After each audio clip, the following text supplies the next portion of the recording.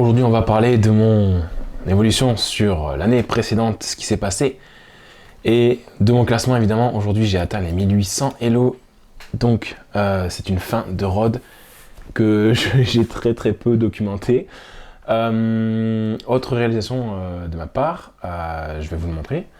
J'ai atteint récemment en Blitz les 1600 Elo. Donc nouvelle évolution de ma part, beaucoup plus de haut, de bas, beaucoup de parties jouées cette année. Et donc le but de cette vidéo, c'est de faire un petit peu un retour d'expérience, surtout sur mon évolution cette année en rapide sur chess.com, pour vous parler un petit peu de qu'est-ce qui a fait que j'ai pu atteindre cet elo là, qu'est-ce que j'ai mis en place, qu'est-ce que j'ai changé par rapport à l'année précédente. Qu'est-ce que les joueurs de ce niveau à peu près ont de plus quelque part par rapport aux joueurs que je jouais précédemment à un niveau inférieur tel que 1600, 1400 et en dessous. Qu'est-ce que j'ai appris, qu'est-ce que j'ai mis en place et qu'est-ce que je compte mettre en place pour la suite pour atteindre peut-être un nouveau palier, les 2000 Elo, le cap symbolique que beaucoup de joueurs amateurs comme moi essayent d'atteindre. Petit disclaimer rapide dans la vidéo pour vous parler de un nouveau tournoi évidemment qui s'appelle le YouTube Master Chess Appointment, donc le YMCA que vous avez peut-être pu voir l'an dernier ou entendre parler ou peut-être pas, qui est un tournoi organisé pour et autour de tous les créateurs de contenu d'échecs, en tout cas ceux qui répondent évidemment à l'invitation. On est sur la deuxième édition. L'an dernier, on a eu quand même pas mal de monde, d'ailleurs du beau monde qui a participé. Et je vous confirme par la présente ma présence, ma participation pour cet événement. Voilà. Maintenant, pour revenir à cet elo. 1800, qu'est-ce que j'ai pu remarquer en jouant à ces niveaux et qu'est-ce que je peux vous partager aujourd'hui. Première chose que je peux vous partager, c'est que en fait à ce niveau-là, on va dire que les adversaires ne donnent quasiment plus de pièces en un.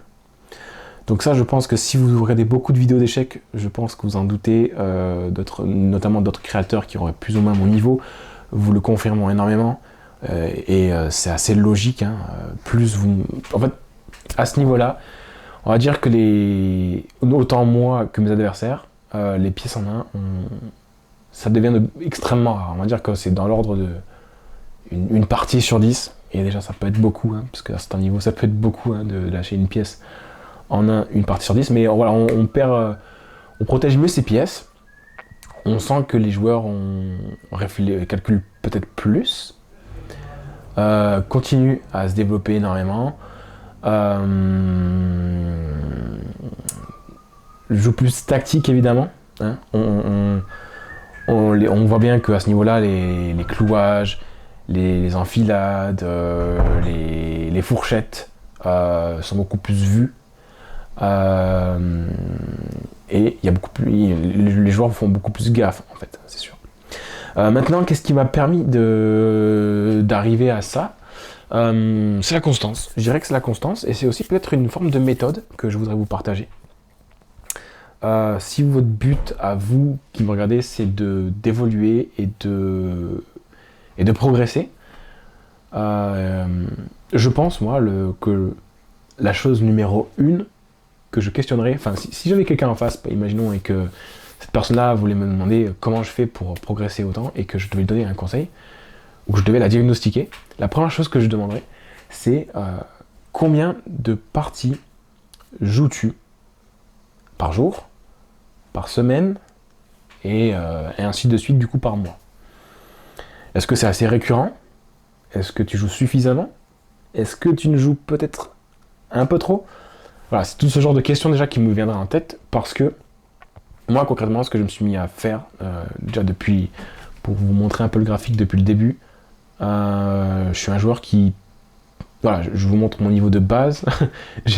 Quand j'ai commencé à me mettre aux échecs, voilà, j'avais jamais dépassé les 500 Elo, c'est pour vous dire. Et à partir d'un moment, je me suis dit bon, ben, je vais commencer à m'y mettre sérieusement Et j'ai commencé vraiment à mettre en place une méthode à la fois d'apprentissage, de jeu, pour progresser. Et moi, du coup, le conseil numéro 1 que je vous donnerai à tout joueur qui souhaite, qui est amateur, qui est en dessous de moi et qui souhaite progresser, le seul conseil que je vous poserai, que je vous donnerai, pardon, c'est vraiment d'être régulier dans. Il faut jouer régulièrement. Pour moi, c'est comme un sport en fait. C'est une pratique sportive. Et de deux, évidemment, jouer régulièrement, mais pas trop non plus. C'est-à-dire que faut pas passer non plus trop de temps.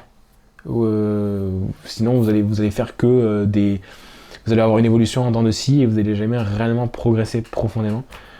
Il faut évidemment prendre le temps de revenir sur vos parties, prendre le temps d'analyser vos erreurs, prendre le temps du coup de les apprendre, logiquement. L'objectif c'est d'apprendre aussi pourquoi vous avez perdu. Par exemple, retenir ne serait-ce qu'une chose sur votre partie. Je sais que quand on regarde un bilan de partie avec l'ordinateur, pour ceux qui ont par exemple un abonnement ou vous avez peut-être aussi la moyen de faire une analyse par partie, l'objectif vraiment c'est de par partie, je sais qu'il peut y avoir une multitude d'erreurs, mais le but premier peut-être ce serait de repérer la première grosse erreur qui vous a fait perdre la partie ou perdre un gros avantage, en tout cas le coup critique dans la partie que vous estimez qu'il faut retenir, et voilà, vous essayez chaque jour de apprendre quelque chose là-dessus et d'apprendre pourquoi vous n'avez pas réussi, et normalement si on regarde les statistiques, vous voyez, c'est du 50-50. Donc normalement vous êtes censé, si vous analysez par exemple que les parties, si vous essayez de retenir les erreurs que vous avez fait que sur les parties que vous perdez, et bien vous avez une partie en théorie, et normalement en pratique aussi, une partie sur deux, sur laquelle vous pouvez déjà apprendre quelque chose, vous voyez. Et si vous voulez évidemment élargir la chose, vous pouvez l'étendre à vos parties aussi en analysant et en essayant de retenir les erreurs de votre adversaire et de savoir pourquoi lui a perdu. Et moi en tout cas ça a été ma méthode pour progresser. Évidemment je ne dis pas que c'est la meilleure, c'est ma méthode. Avant tout je pense aussi que c'est un état d'esprit. Quand on joue les parties à 1800, quand on joue les parties à 1600, quand on joue les parties à 1400, quand on joue les parties à peu importe le niveau, faut être concentré. Je dis pas qu'il faut être dans le... faut être toujours dans le meilleur état ou dans l'état parfait. Ça c'est évident, ça ne marche pas. Mais je dirais qu'il faut avant de jouer une partie, il faut se rappeler que on se pose dans un endroit et on est là pour y passer un temps et donc s'y concentrer. Alors je sais que pour certains peut-être vous n'avez pas le cadre, l'environnement qui permet propice d'être dans un endroit propice de jouer de manière calme et posée. Mais c'est un petit peu comme c'est comme un sport, comme des études. C'est une discipline qui mérite l'effort, un certain effort pour pouvoir aller plus loin que ce qu'on est capable de faire à l'instant T, ou ce qu'on était capable de faire hier encore. Et je trouve que c'est ça le plus beau dans les échecs, c'est l'évolution. Quand on voit qu'on est capable d'aller plus loin que ce qu'on pensait atteindre, c'est vraiment ce qui est le plus beau. Donc sinon en termes de dans le jeu pur, à ce niveau-là, je pense que à 1800, c'est pas énorme la différence qu'on peut retrouver. C'est vraiment pas énorme, mais vraiment très infime la différence qu'on peut retrouver avec des joueurs à 1400. Je suis sûr qu'aujourd'hui, je jouerai avec contre des joueurs à 1400. Je gagnerai pas toutes les parties. Bon, il est fort possible que je gagne plus de parties que mes adversaires, dû à un certain nombre de choses, mais donc notamment peut-être une connaissance approfondie ou une plus grande attention au-delà d'un certain nombre de coups. Mais voilà. Je pense, moi, honnêtement, qu'à 1800, l'écart avec des joueurs à 1400 notamment, ou en tout cas des joueurs entre 1200 et 1800, il y a un écart, mais il n'est pas si énorme que ça. Et je pense qu'il est beaucoup plus énorme à un niveau comme 2000, 2200, etc. Mais bon, pour vous dire aussi, pour faire un retour sur ce Road to 1800 aussi, parce que c'est le but, Entre 1600 et 1800, qu'est-ce que j'ai implémenté de plus dans mes routines? J'ai implémenté en plus les problèmes que jusque-là je n'avais jamais, je ne faisais jamais de problème. Je ne réalisais jamais de problème et du coup j'ai commencé à en réaliser parce que j'estimais que j'avais dépassé une certaine forme de connaissance de base aux échecs. Si vous suivez ma chaîne, vous connaissez très bien mon attachement à ces principes-là.